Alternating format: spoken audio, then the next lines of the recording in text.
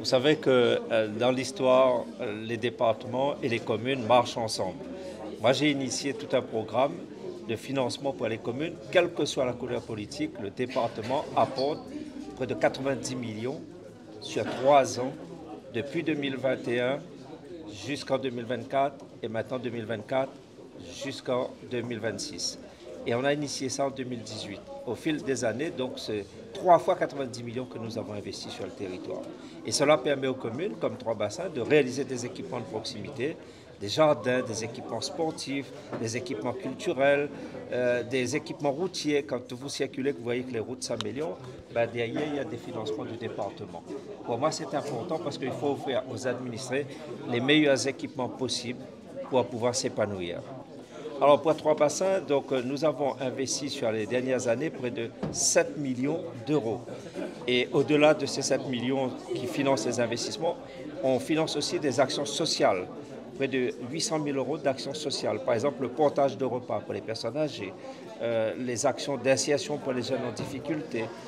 Tout ça cumulé, cela représente quand même près de 8 millions sur 6 ans, 7 ans, Trois-Bassins. Et moi, je voudrais saluer le travail qui est réalisé par les équipes de Trois-Bassins, le maire, le conseil municipal, les services. Un travail remarquable qui sert la population. Et quand la population a besoin du département, nous sommes dans la proximité et nous apportons notre aide. En fait, c'est à chaque mairie de nous dire quels sont ses besoins.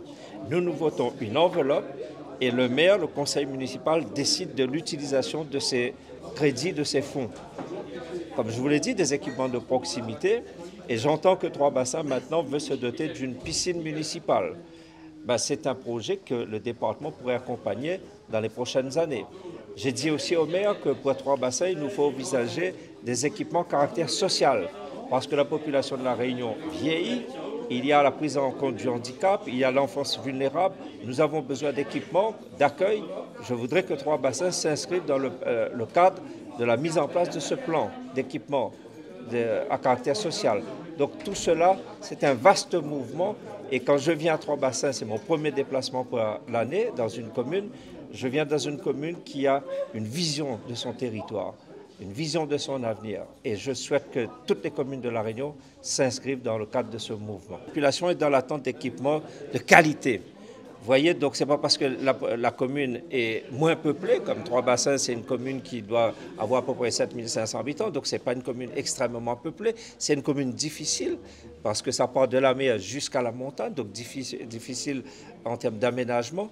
Mais malgré tout, cette population mérite d'avoir les mêmes équipements.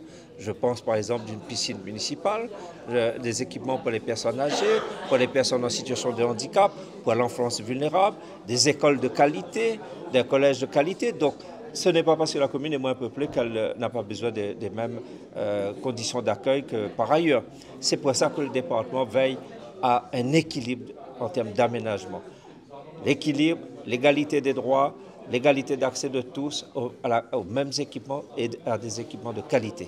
On se bat, tout simplement, on se bat pour trouver les meilleurs équilibres, notamment rappeler à l'État que sans son soutien, le département qui joue un rôle moteur en termes d'aménagement et d'équipement social, d'accompagnement social, si l'État nous abandonne, on n'aura pas les moyens. Moi, j'ai réussi à obtenir la recentralisation du RSA en 2020. Ça a été une avancée et on a sauvé le département à ce moment-là. Et aujourd'hui, je dialogue avec l'État pour lui dire qu'on a besoin de financement pour l'accompagnement des plus âgés, l'accompagnement vers l'insertion des jeunes, la mobilité.